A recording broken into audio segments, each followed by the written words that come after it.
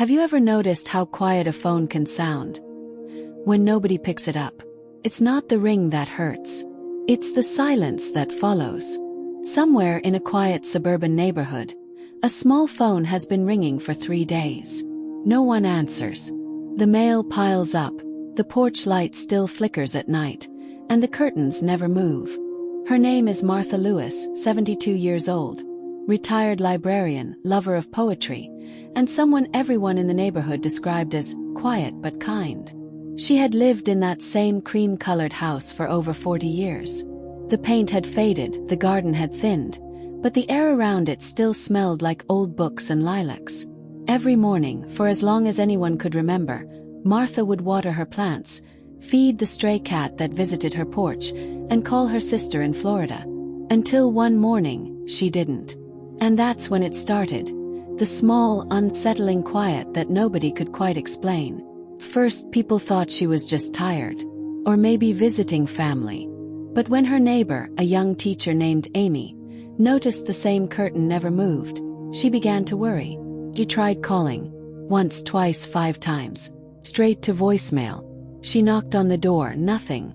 Have you ever had that feeling when a tiny worry starts growing in your chest, and you try to ignore it, but it just keeps whispering, "Something's not right?"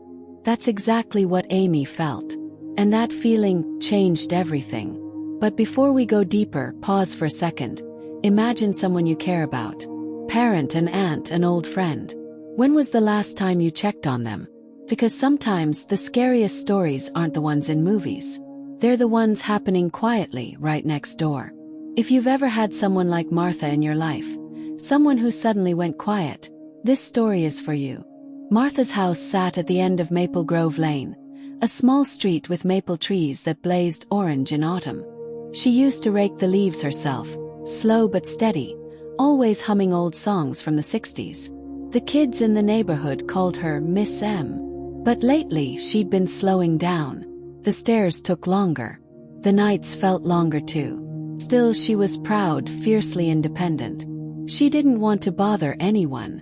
And that's something many seniors understand too well. That quiet pride of saying, "I can manage." Until the day comes when managing becomes harder than anyone expects. Amy decided to call Martha's emergency contact, her niece, Jenna. But the number went to voicemail too. Another day passed. Then another. Finally, Amy walked to the back of the house, peeked through the kitchen window, and froze. The lights were on. A cup sat half full on the table. And Martha's phone, the one that had been ringing, lay beside it, screen cracked, battery dead. She called the police. Within hours, 2 officers arrived. Polite, careful, gentle. They entered the home quietly, as if the walls themselves were holding their breath. And then relief. Martha was there. She was sitting in her armchair, wrapped in a blanket, awake, alive. She smiled faintly and said, "Oh, I didn't mean to worry anyone. My phone fell and broke and I didn't think anyone would notice." That line, "I didn't think anyone would notice," hit everyone in the room like a stone to the chest. How many people out there are living the same sentence, quietly fading into background noise, waiting for someone to notice the silence? It wasn't that Martha was invisible. She was simply alone. And here's the truth families often don't want to admit. Most seniors who live alone slowly start answering fewer calls, not because they don't care, but because they don't want to worry anyone. They start saying, "I'm fine," when they're really not. If you've ever heard your parent or grandparent say that, maybe it's time to ask again. After the officers left, Amy stayed behind. She made Martha some tea, fixed the phone, and sat with her for an hour. They talked about books, about the neighborhood, about loneliness. That strange kind of silence that feels heavier than words. And for the first time in months, Martha laughed. Not the polite kind of laugh, the real one that comes from deep inside. That night, she promised she'd start answering her calls again. But she didn't. Not because she didn't want to. Because sometimes, even after a promise, old habits of silence creep back like fog at dawn. Martha told herself she would call Amy tomorrow. Then tomorrow became next week. Then she misplaced her charger again. Days slipped quietly through her fingers. Yet this time something was different. Amy didn't wait for the phone to ring. Every evening after work, she'd stop by Martha's porch, leave a small note, sometimes a quote, sometimes just a smiley face.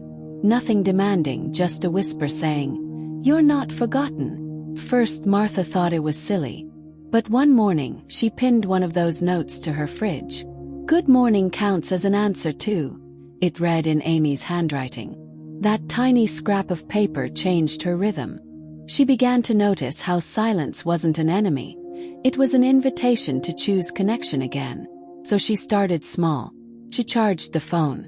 She answered Amy's next call. Then one from her niece. Then she joined a local community message board that the library ran for seniors. Within days, she was posting book recommendations, old recipes, little poems she'd written years ago. People noticed. They replied. One comment said, "Miss M, you remind me of my grandma. Please never stop posting." That line made her tear up and laugh at herself for tearing up. She realized that the world hadn't forgotten her.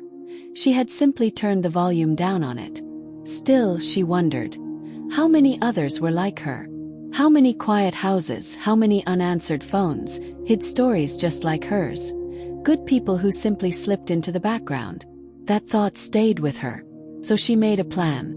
Every Wednesday, she'd pick one name from her old phone book, the kind with smudged ink and coffee rings, and call. Not text, not email, real voice call. "Just checking in," she'd say. Sometimes people didn't answer, but sometimes they did. And when they did, conversations bloomed like spring after a long winter. One day, she called a man named Frank, an old coworker she hadn't spoken to in 20 years. He answered with a laugh. "Martha Lewis. I thought you'd moved to the moon." That call lasted 2 hours. They ended up planning coffee the next week. Neighbors began to notice that Martha's house felt alive again. Curtains drawn back, plants revived, a little wind chime at the porch. Amy joked that Martha had become the unofficial mayor of Maple Grove Lane. But underneath the laughter, Martha understood something deeper.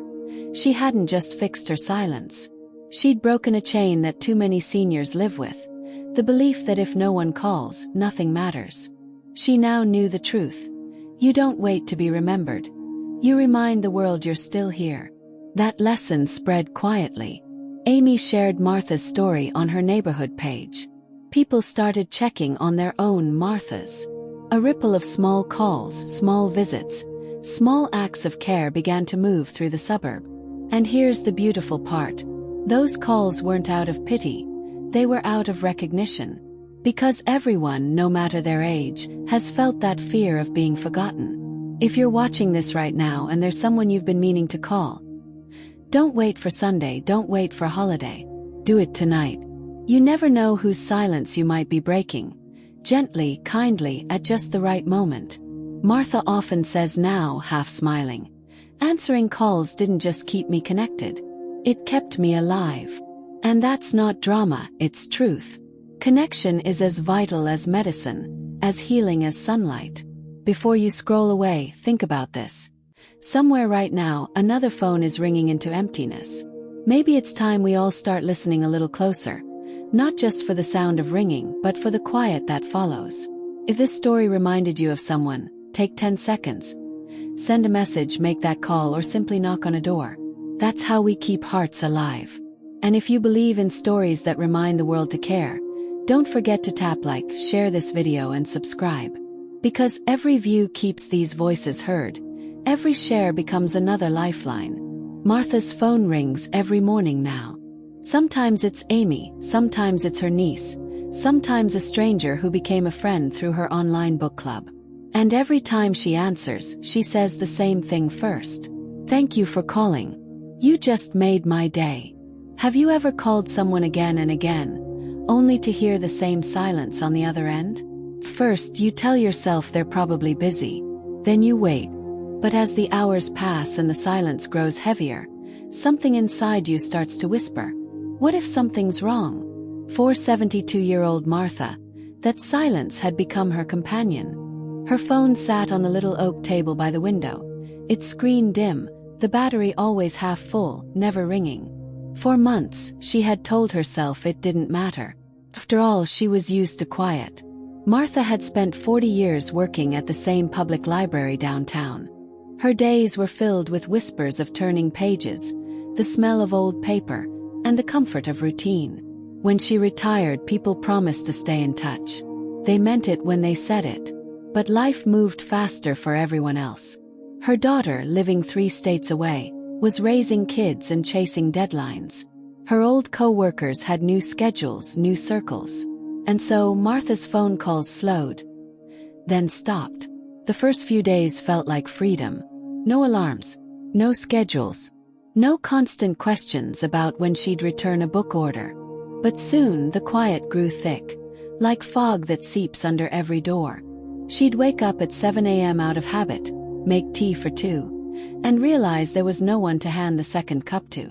That was when she began turning down the volume on her phone. It was easier to believe no one called than to hear the proof.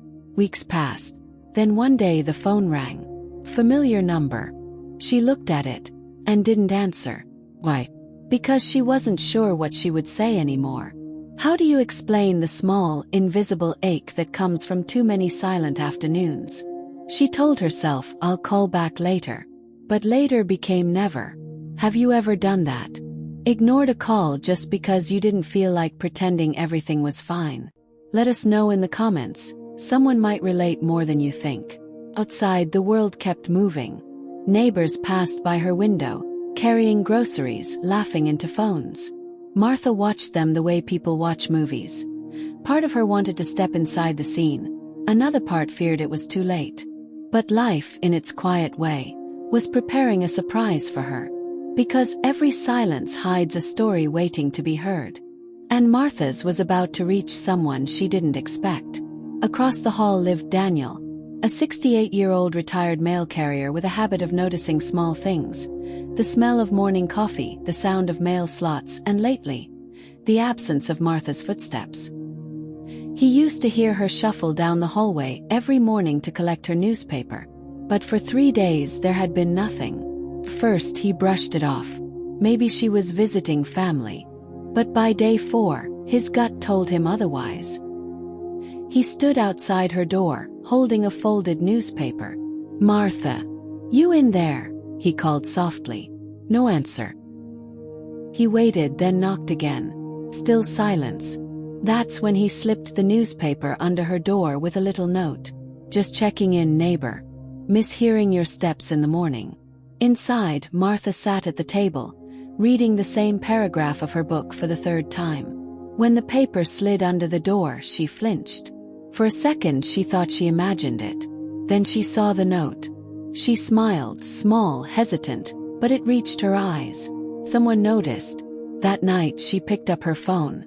The missed calls blinked on the screen like ghosts of forgotten conversations. Her daughter's name appeared among them. She stared at it for a long while, then whispered to herself, tomorrow. But tomorrow came, and she hesitated again. Not because she didn't want to talk, but because she didn't know how to start. And that's something no one tells you about living alone. It's not just the silence that hurts. It's the fear that you've forgotten how to be heard. If you're watching this and you know someone like Martha, pause this video right now and send them a message. A simple thinking of you can echo louder than you realize. The next morning, Daniel tried again. He placed a small bag of bagels by her door and knocked once more. This time Martha answered, voice quiet but steady. Daniel. He smiled, relieved just to hear her. Morning, neighbor. Thought you might like something fresh. That small act cracked open a window of light. 2 people who had been living side by side in silence began to talk. First about bagels, then about books, and eventually about life. Martha didn't know it yet, but that knock would ripple outward in ways she couldn't imagine. Because the scariest thing about seniors living alone isn't the silence itself. It's believing no one notices when the silence grows too deep. The scent of warm bagels lingered in the hallway long after Daniel left. Martha stood at her door for a while, holding the small paper bag like it was something sacred. It wasn't the food that mattered. It was the reminder that she hadn't vanished from the world. Inside, she set the bag on the table and smiled. "Still warm," she whispered, half amazed. She poured a fresh cup of tea and, for the first time in weeks, turned her radio on. Soft jazz filled the air. Faint, a little scratchy, but alive. That morning changed something small yet powerful inside her. She didn't rush to call anyone. She simply felt seen. Sometimes, that's enough to restart a heart that's been running on memories. The next day, Daniel knocked again. This time, Martha opened the door before he could speak. "I still owe you thanks for yesterday," she said. "You just did," he smiled. "Mind if I sit a minute?" They talked about trivial things. The weather, the pigeons that kept stealing crumbs from the windowsill, the new grocery store around the corner. But beneath the surface, there was something deeper, an understanding that both of them had been waiting for someone to listen. Have you ever noticed how a simple conversation can feel like sunlight after a long winter? If so, drop a sun with face in the comments. Your little emoji might remind someone else to reach out today. Days blended into a gentle rhythm. Daniel stopped by most mornings with a paper. Martha started baking again. The smell of fresh bread drifted through the hallway, something none of the neighbors had smelled since before the pandemic. But even with this new spark, Martha still avoided her daughter's calls. Every time the phone rang, she stared at it, frozen between guilt and fear. What if she's upset I didn't answer before? What if she's moved on? Loneliness can twist even love into doubt. Daniel noticed. One afternoon, as they shared coffee by the window, he asked quietly, "When's the last time you talked to your girl?" Martha's eyes softened. "Too long. I keep meaning to, but I don't know what to say." He nodded. "Start with hello. That's always enough." That night, she sat by the window again. The city lights blinked like small stars. She scrolled through her contacts, thumb trembling over her daughter's name. Then she put the phone down. "Not yet." Have you ever hesitated like that, knowing what you need to do, but something inside keeps whispering, maybe tomorrow? If this moment feels familiar, tell me in the comments. What's the call you've been putting off? Martha's story was unfolding quietly, but outside her apartment, a new voice was joining in. Daniel had started a little routine. Each morning he would knock on a few neighbors' doors, just to say good morning. First, people found it odd. But soon they began to look forward to it. The building, once silent as a library, began to hum with small greetings. One of the younger residents, a college student named Lena, noticed the change. She started a community chat for the building. Simple, harmless, a place for check-ins and grocery runs. Martha was invited. She hesitated, then typed her first message. "Thank you for the bagels and the company.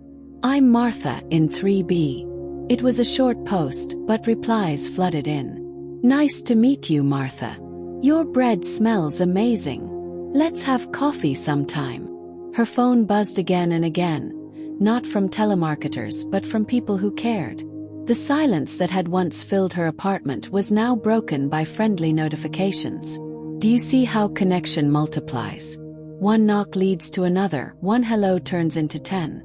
But here's where curiosity keeps you watching, because something unexpected was still waiting for Martha. A week later, as she returned from the grocery store, she found an envelope taped to her door. The handwriting was elegant but unfamiliar. Inside was a small card. "We miss you at the library. Storytime isn't the same without your laugh." Her old co-workers had tracked her down through Daniel's visits and the community chat. For the first time, she realized how far ripples can travel when someone dares to reach out. Tears welled up, not of sadness but of relief. She hadn't disappeared. She was still part of the world's story. That evening, she finally called her daughter. The phone rang once, twice. Then a familiar voice answered, breathless and emotional. "Mom, is that you?" Martha smiled through her tears. "It's me, sweetheart. I'm sorry I didn't pick up before." Her daughter's voice trembled. "I was so worried. Promise me you'll keep your phone close." "I will," she said. And for once she meant it.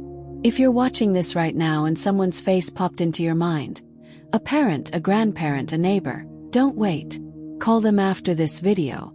Because silence doesn't always mean peace. Sometimes it means someone's waiting. From that day, Martha made it her mission to answer every call, even wrong numbers.